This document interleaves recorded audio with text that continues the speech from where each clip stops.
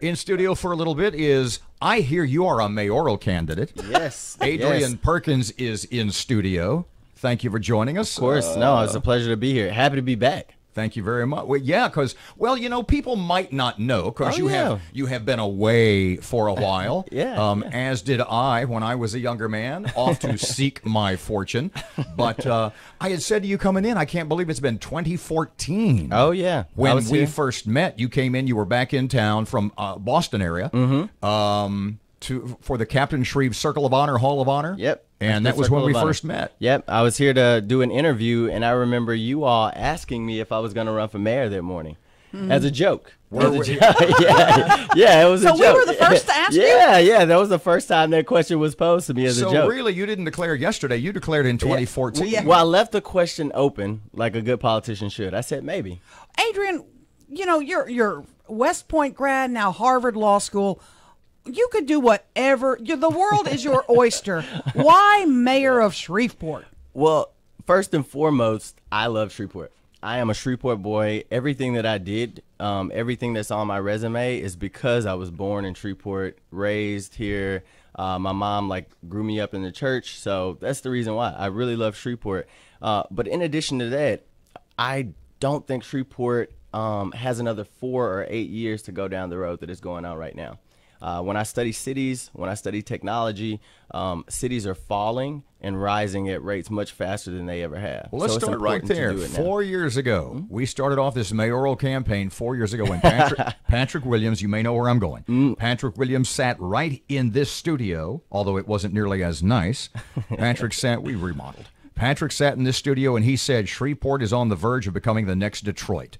Was Patrick overstating? Was Patrick was he close to anything valid? No, I think he was definitely on to something. And if you look at the numbers are there. Just look at the GDP growth for Shreveport. We've been 3 of the last 5 years in GDP growth out of every metropolitan area in the country. So no, I think he was absolutely on to something. And although the rate is faster in history, we don't know exactly how long it'll take before we get to Detroit. But if we continue doing the things that we're doing now, we are trending in that direction. What is Adrian Perkins going to do differently to change things? I mean, we all can talk about the problems, crime and all that. Absolutely. What are you bringing to the table? What are you going to put in place to change it? Absolutely. And I outlined this in my announcement speech yesterday, my vision for the city. But my platform is simple. I want to generate jobs and I want to decrease crime. How do you generate jobs? What is your plan? So just one facet of that my platform is to pursue broadband internet. If you look at Chattanooga, Tennessee, they got a universal broadband internet within that city in 2010. They have since cut their unemployment rate in half. They were at 8%, now they're down to 4%. So why can we not do that here? And how much does that cost, and who pays for it? Well, they did get a $100 million federal grant. And as we know, the federal government is giving out federal grants right now for infrastructure. So why can't we pursue the same thing? And their tax base paid for it, but it has since made even more money for that city. And we need to come up with more innovative ways. Let me throw this out there though. Shreveport's been in the convention building business. We're in the hotel business. Things maybe haven't turned out as well as we've planned. Can the city get into can we afford to be in the internet business? There's multiple models. We don't have to just go with a pure public model. We can go with a public-private model, and we can bring in companies like AT&T to really decrease the amount that costs. Also, Santa Monica, California pursued the same thing, and they did it. They started off with $250,000. You know, you made a point, and I want you to connect the two for anybody that might not be keeping up, like me. Explain to everybody the connection between internet for all and a lower employment rate. Yeah, no, absolutely. Unemployment rate, I'm sorry. Yeah. So what broadband network does, it provides high-speed internet. So not only does it allow the user at home to have faster internet, but when it goes to scale, it also makes it cheaper for the user. It also helps businesses do work much, much more efficiently. So that's the reason why businesses are attracted to areas with this high-speed internet.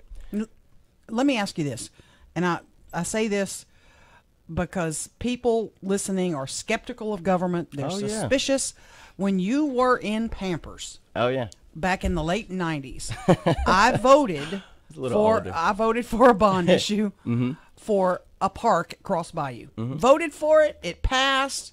We have no park at Cross Bayou. That's just one example of things that we're just tired of. Absolutely. How does Adrian Perkins change that? Yeah, I absolutely think there has been an erosion of trust between the people of Shreveport and government.